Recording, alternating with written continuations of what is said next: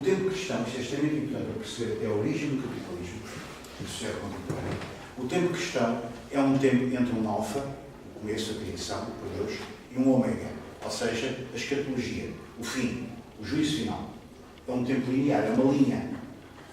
E este tempo determina a ideia de progresso do século XIX em última análise e a ideia de evolucionismo. Foi a laicização do tempo cristão que permitiu o tempo do progresso. Ou seja, a ideia de que nós íamos avançar sempre para termos melhores e melhores e melhores graças ao desenvolvimento tecnológico e à superioridade europeia. Isso vem do cristianismo. O cristianismo valorizou muito o trabalho e valorizou muito o tempo. Por exemplo, os antigos não valorizavam nada o trabalho era para os escravos. Não valorizavam essa ideia de tempo como uma sempre contínua caminhada para um futuro diferente e eventualmente melhor. Portanto, a ideia linear do tempo, ou multilinear, é uma ideia que aparece no cristianismo, que ainda hoje nós temos na nossa ideia corrente. Nós falamos constantemente presente, passado e futuro, mas são três modos do presente. Não é? O passado não existe, o futuro também não existe, e o presente, no fundo, esvoa-se no meio dos dois. Também não existe. Quer dizer, ficamos esboroando-se as coisas de nossas mãos. Não há nada. É uma construção mental. É uma construção mental. Há o tempo psicológico, que evidentemente é muito diversificado, conforme as situações, que varia de pessoa para pessoa. Há o tempo coletivo, a maneira como uma determinada coletividade representa o tempo, de uma dada comunidade, que o conceptualiza sempre de forma própria, e mesmo uma concepção do tempo que privilegia descontinuidades. Momentos, situações em que o tempo cronológico ou para, por exemplo, numa revolução o tempo para, ou se dá uma colisão de tempos diferentes, quando, por exemplo, entram em contacto pela primeira vez culturas, convivências, representações de tempo diferentes. Só para dizer isto e concluir.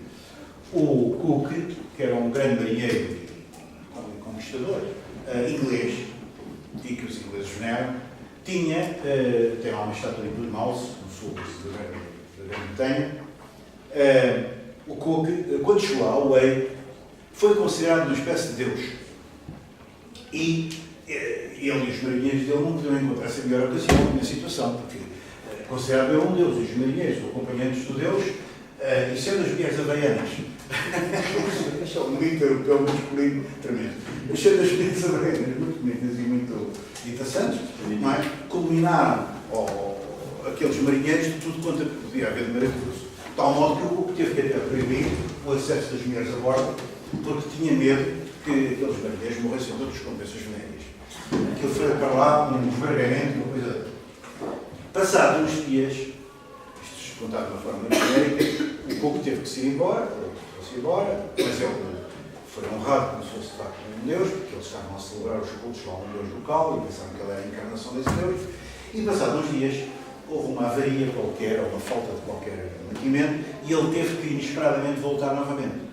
E eles não estavam incluídos na temporalidade, nem na ritualidade deles, que aquele ser, mais ou menos divino ou divinizado, voltasse. E então quebrou-se o encanto, por assim dizer. Eles esquartejaram o Cook, mataram o Cook e esquartejaram. E portanto, não sei se safou alguém da expedição, mas aquilo foi uma mortandade. Isto só para dizer, colisão de tempos diferentes, completamente. Isto é contado por um autor fantástico, o Marshall Sahlins, que já vinha num daqueles meus esquemas, e que ainda está vivo, mas tem 90 e... Não nasceu em 1930, portanto vejam bem a conta. Tem 93 anos. 85, isso? 85. É fantástico. E tem boa saúde. Coisa fantástica. E este senhor que eu consegui trazer ao Porto, fantástico. O Marshall Sahlins, que eu consegui trazer ao Porto há uns anos, num livro chamado Ideias de História, depois da origem uma polémica tremenda, mas de qualquer maneira conta isto. Como é que se dá que a mesma cultura, que era a ocidental, representada pelo Cook, e uma cultura local, representada por aqueles indígenas do Hawaii, numa determinada altura procederam de uma maneira e numa outra altura, que não esperavam isso, não estava incluído, os seus pressupostos procederam de uma maneira completamente oposta. É curioso isso. Temos diferentes em colisão. Obrigado. Temos que ir embora, não é verdade? Pois é, infelizmente.